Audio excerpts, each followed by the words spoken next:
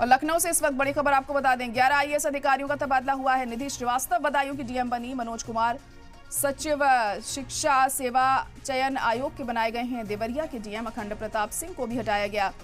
दिव्या मित्तल देवरिया की डीएम बनी है। वहीं अखंड प्रताप सिंह सीईओ ग्रामीण सड़क प्राधिकरण बनाए गए। अयोध्या के डीएम नीतीश कुमार को भी हटाया गया है। चंद्र विजय सिंह अयोध्या के डीएम बने हैं। नीतीश कुमार एमडी दीक्षांचल वितरण निगम उन्हें दिया गया। वहीं बद्रीनाथ सिंह सोनभद्र के डीएम बनाए गए हैं। LDA VC Indramani Tripathi DM Auraiya बन गए। वहीं नेहा प्रकाश निदेशक प्रशिक्षण एवं सेवायोजन बनी। प्रथमेश कुमार एलडीए के उपाध्यक्ष बनाए गए हैं।